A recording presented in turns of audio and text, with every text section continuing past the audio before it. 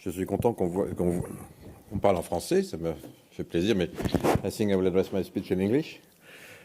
Even if since not yet, but early next month, we will have 4.8 million inhabitants in Europe, from whom their home language is English, and for the 504 remaining fellow citizens, million, it will not be English. That's a consequence of the Brexit. So, not applaud. I mean, it's a fact. It's a fact. So you will need probably to adjust yourself. Wir können Deutsch sprechen. Ich glaube, c'est sehr, sehr wichtig. Ou peut-être parler français. Ou d'autres langues pour des pays qui sont très importants dans notre cœur, mais un peu moins nombreux en nombre, comme l'anglais ou d'autres langues. Bon, alors moi je vais vous parler en anglais. D'abord to tell you first that I'm sorry. Alors, I'm very happy to see each of you. I recognize many faces that I know, but most of them not yet. But you will know me, because I have the intention to handle this subject extremely seriously. So I will have, of course, I'm glad because I'm just at the end of the process of these 2 days. So all my colleagues, other commissioner, and everybody was congratulating you, saying how important you are, which is true. And now I can say why I'm not too happy. But of course, to progress together. But first, apologize because I wanted to be here with you yesterday, but unfortunately I had to. I had to be in Davos for 1 hour because we had with President von der Leyen a very important meeting with the President of the United States, and she wanted to be here with her and with my colleague Phil Hogan. That's why I had to postpone my speech. But I know that you had a great 2 days, and of course, my first message to you is that I'm extremely happy to be here. Obviously, this is a very important moment for our industry, for space industry, for everything you do, and of course, important for us because we invest a lot of money in Europe, in the Commission, but everywhere else for member states, and of course, that's extremely important. You achieved fantastic success. That's obvious, and I'm extremely impressed. To tell you the truth, proud of so. About Galileo, of course, EGNOS, Copernicus. All these are, of course, now references, and I know it was not something which was written, but at the end of the day, thanks to all of you, we did it, and that's of course something which makes me very, very proud as being now in charge in the European Commission of space. Few successes, but important. Copernicus, Europe's eyes for Earth, set global standards by offering now accurate data of the planet, 7 days per week, 24 hours.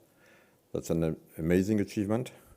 This is recognized worldwide and used worldwide, and it is valued also worldwide. So that's a very impressive achievement.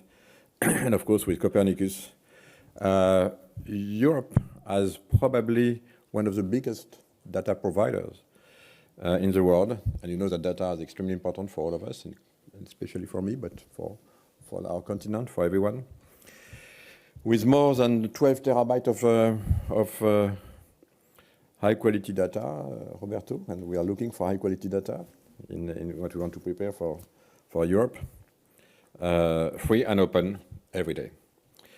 My objective is absolutely clear here, to maintain the EU autonomous capacity to observe Earth and to position Copernicus as the edge of the technological frontier. So, of course, we will continue to do what has to be done And I would like especially integrate within Copernicus, and we already spoke about it with my teams, all the capacities that quantum technologies could bring to develop new services. The one who knows me knows that I have a passion for quantum technologies and quantum physics. So you know that, Roberto? So we will push this. That's an extremely important development. It's a new frontier for many services and innovation, which will drive our society at large for the next decades. But also, I asked my two directorates, the one from Defense and Space and the one from Digital Connect, to work together and here to enhance our capacities to enhance again everything we can do for the new generation of Copernicus. Second, Galileo. Galileo, the past year have been dedicated to the deployment of Galileo, which is still under development, but also the infrastructure and the software. And Galileo is now, of course, up and running for more than 2 years. And while still in its initial mode, service mode, the accuracy of Galileo goes, I think, beyond what was expected by many, including our American friends, but not only. So that's a fantastic success and achievement. And this shows that despite, I remember the skepticism at the beginning, where this program has been launched, you did it. That's a tremendous achievement. And of course, we will continue to develop Galileo. We have more than 1 billion users on the planet. And I know very well that this number is growing every other day. Galileo is, of course, in our smartphone. Galileo is in our cars.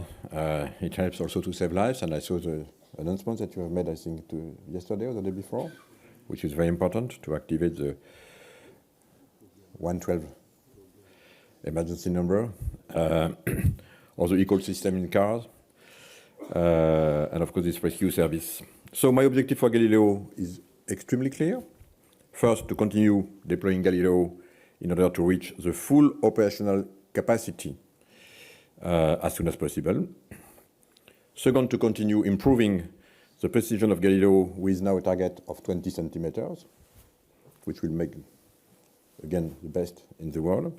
Third, to prepare already the second generation of Galileo in order to stay ahead in the technological race.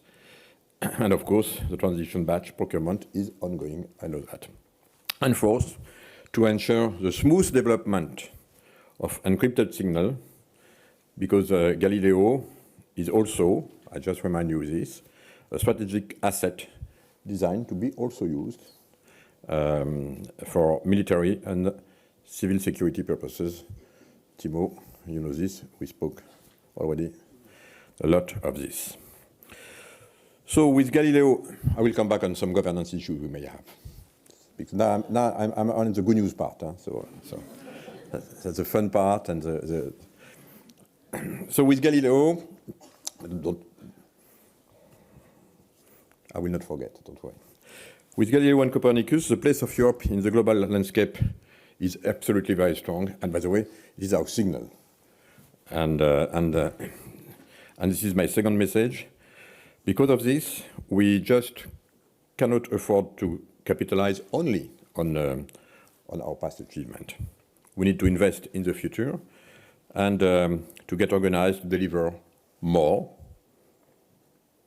But we are mature now, differently. More, but differently. And by the way, we'll continue to spend a lot of money. You can count on me. I will be extremely tough in the negotiation of the budget. It's a lot of money that we will put on the table. It means that we will have to work, of course, better and probably differently. The space sector is undergoing massive change worldwide, and you know this much better than me, of course. And it goes through an important industrialization process, the result of which is that doing space is, of course, cheaper and more accessible. So, of course, that's a reality we are in now. And that's why also we are not in a business as usual mode or environment anymore. That's over. In this matter, it will be obviously, at least for what we are responsible with, a before and an after the von der Leyen Commission. I just remind you that the Commission has proposed, but you know this, of course, much better than me, 16 billion euros in the program 21-27. I just saw my colleague, Commissioner Hahn, to make sure that we will be totally aligned with the negotiation. I know it will be tough, but you can count on me. This is extremely important. And by the way, in exchange, I will give the commitment that we will do more with what we received from our taxpayers and the member states, and that we will enhance our capacity to work much better together et ne plus travailler en chapelle, mais j'y reviendrai.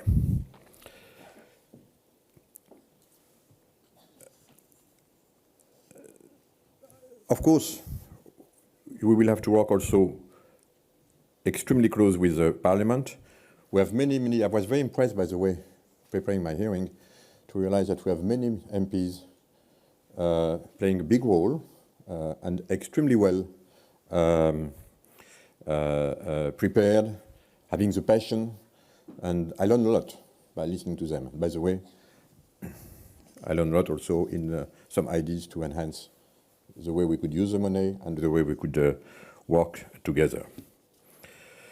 Second, I want all the projects that we will develop together to evolve in order to develop new services, for instance, security, of course, extremely important. Fighting climate, and we have some ideas, of course, here, climate change. Optimizing our use of raw materials, using the full potential of quantum technologies, both in terms of entanglement or security, and, but also in terms of Earth observation, and we'll come back maybe on this if I have time. Third, I believe that it is absolutely imperative that the EU space sector adapt to the new realities, geopolitical, strategic, industrial, and technological. On the third point, there are several dimensions that I would like to highlight with you. The first element is that space is an enabler of security and defense. And I know very well that this has been a taboo for Europe for a long time. One of the big achievements one of the many big achievements of the Juncker Commission has been to establish this European Defence Fund. At my level, I was a little bit a small part of the thinking behind this. And the beauty of it is, of course, that first, we need, of course, to take more credit and enhance and understand better that we need to handle more and more our defense together. But of course, we know that here, each of the member states have their own history, culture, and it is a very sensitive and complex subject that we have to respect, while it's important to move forward. And this is in this concept that the Defence Fund has been created. In other words, allowing every single country of the member states to participate to a defense project, and I will make sure in the selection that everyone will participate, so that everyone will feel concerned with the preparation of a true, or more importantly, true defense industry. And of course, space is an important subject in the defense era, and we know this. Because of course, we all know that Galileo, for example, has defense dimension. We know also that Copernicus can serve security missions, and that we know that this trend will be, of course, strengthened in the future. So this is why we will progressively launch two new initiatives, and it's not a surprise to you. The first one is a Space Situational Awareness, so-called SSA, system to avoid collision and debris on key satellites, and this is really something that we need to handle, but it will be difficult to handle alone, so that's where we may need some cooperation. It's a very important subject, but at least we need to have our own program to be able also to work strongly with others. Remember, when you want to cooperate, you must have something to offer. So we will need to cooperate, that's obvious. It's impossible to believe that we will be able to do it alone. But in order to propose something, we need to have our own program, and Timo, we will work on this, because that's something that I want to launch very quickly. It is extremely important to be part of this global subject. As maybe a founder or precursor of a first European space traffic management system, and then be part of what will be done on a worldwide basis. The second important topic is, of course, the governmental satellite communication, so-called GovSatcom, that you all know. This initiative will be done to provide to the member states support in communication, secured communication, police, border protection, diplomatic corps, civil protection during crisis, for example, and everything, which will be extremely important. And here again, Thibault, when we will launch some initiatives in the Defense Fund, we will make sure that some of the projects could be dual. Maybe some will be only for space, we'll see. But this is something that we will look at extremely carefully. A second element, which is of course extremely important, is that there will not be a credible space policy without an independent access to space. And I know that you discussed this a lot during these 2 days. We have, of course, demonstrated in Europe our excellency when it comes to launchers, like with Ariane 6, Vega C, which will ensure Europe's autonomous access to space in the years to come. And of course, it is central to continue to support the development of these launchers. And the Commission was, as you all know, the first institutional client of Ariane 6. We just pre-booked 4 other Ariane 6 to anticipate the future needs of Galileo, as you probably know. At the EU level, and thanks to the provision agreed in the space program, we will then be able to use the EU budget to support the European launcher industry, and we are ready to aggregate our institutional demand to support ground infrastructures and the deployment of new technology. However, and here also it's not a surprise to you, in light of the development of the US launchers, which are, by the way, largely subsidized, it is equally important to already prepare the next generation of European launchers so that we do not miss the reusability technology or any other disruptive technologies. Let's come to my third element, one of my favorite ones, together with quantum, governance. Governance. So to develop this strategy, we need to work differently. And I'm ready to spend a lot of time with each of you. First, to understand what went extremely well in the past, and obviously we have a lot of successes, I already mentioned a lot, and so on. To see if we had in the past some errors, but to understand why. We already started. Lessons learned are always extremely important, especially in the phase where we are, in order to correct what has to be corrected. The good news is that I am an outsider, which is absolutely not your case. So you will benefit, hopefully, of my fresh eyes and also of my passion as a former professor of governance at Harvard University, of how we could improve based on success and error.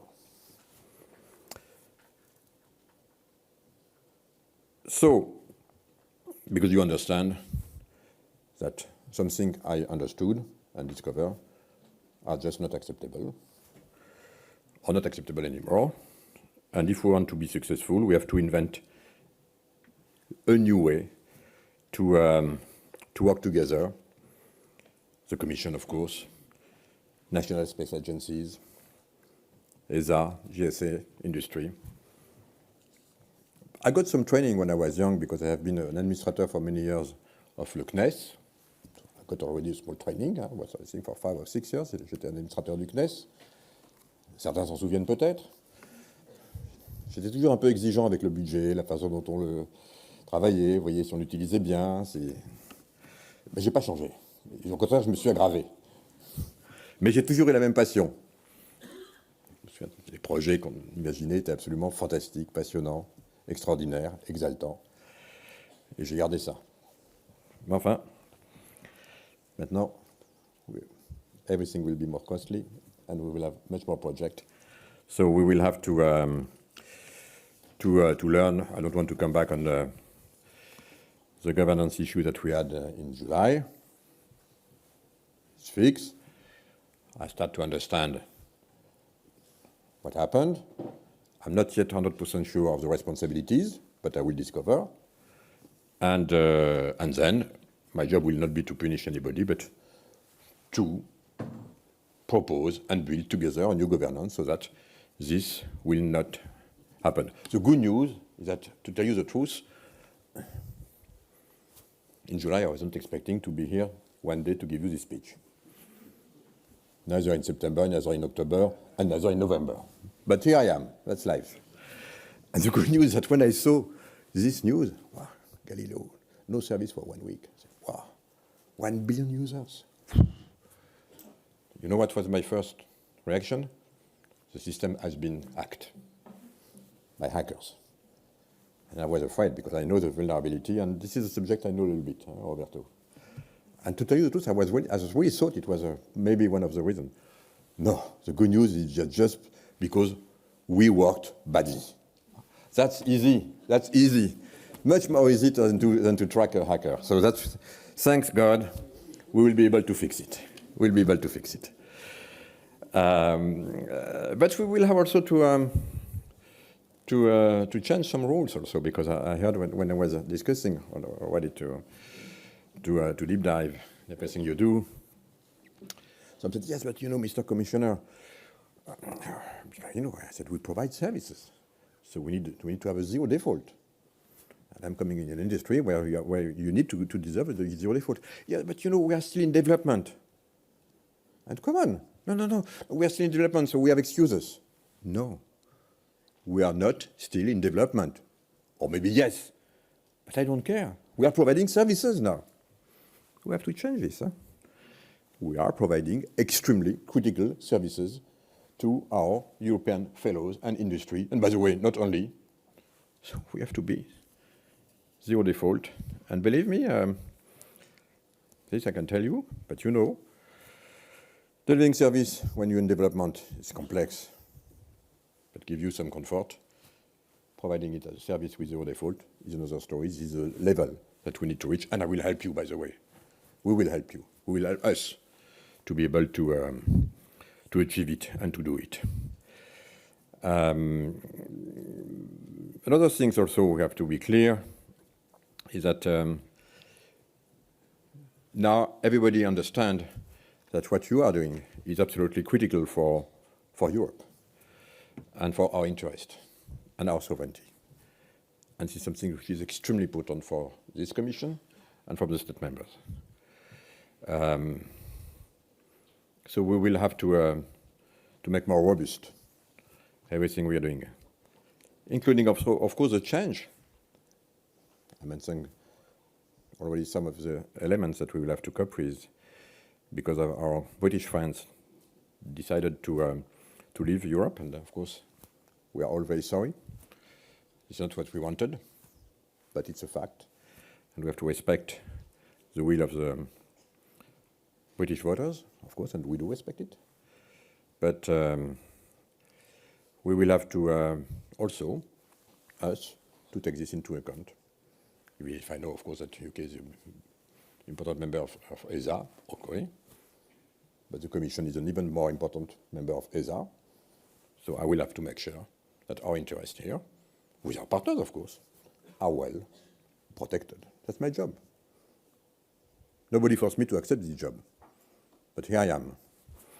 And this is also one of the reasons that I'm here. So we will work, but nicely, huh? But taking everything in consideration. So another thing I wanted to share with you is that we need, of course, to focus on more critical technologies that you will use, and I will have to work on what are the critical technologies, Timo, that we will need to invest in the future, in your era, which is extremely important, and then to decide where to invest and how to invest. That's something that I don't have yet at my level. That's extremely important that you can provide this. And of course, to share with everyone so that we all agree of where we should put our money. Finally, because I don't want to be too long, I said, of course, that, and I'm extremely serious, what you did is amazing. And nobody believed that we will be able to provide the realization and the services that we provide over the past 10 years in space. And now the good news is that it's so important that the state member and the Commission decided to have a specific DG, Defense and Space, which is something totally new on its own, that every single member state understands that how critical it is to have this space ongoing strategy. But of course, and one of the reasons I believe that I have inherited what something could be a big portfolio, because it's covering services, industry, tourism, media, all kind of digital applications, from software to AI to HPC and 5G and everything, but also defense and space. Everything is connected now. Everything is into relations. And the key between everything is, of course, data, computing power. And that's probably why they decided to ask me to do this. And this is also why I accepted to do it. In other words, it means that we will need to work much more together, and especially in your field, but you know this, but I will make sure that you will get everything you need, and also that you change your habits. You need to share much more data, to use much more HPC, AI, and work differently with other colleagues, maybe not coming from the space industry, but which will help you to do what you have to do. And by the way, without these interconnections, no future. You know it, I know it. So this is why not only I will make sure that you will get everything which is needed in this new paradigm, and that's a new paradigm, including in terms of resources, investment, Roberto, coming from DG Connect, and the programs that we may have. But that will be something extremely important for me to make sure that we will be able to get it, and to develop, by the way, a total industry, not only with big players, which is great, but also with SMEs. I see a lot of promising SMEs already in this environment, including in some hard technologies. Congratulations, but also in startups. And this is where, of course, we will need to be. It will be another way to give back all the money that we receive from our fellow European citizens and taxpayers. So thank you again for everything you do. Thank you for accepting me, at least the one who are depending on me as your new commissioner, or too bad for you, I don't know, but it is the way it is. But there's one thing that I would like you to know, that I share your passion. I share your passion, and my only will, and my only wish, is to help you, to help us, to do better, to move faster, and to become even more important, because everybody is waiting for us, everyone is watching us, and we know how critical what we are doing all together, what we'll do, is for the future of Europe, which is another of our common passion. Thank you.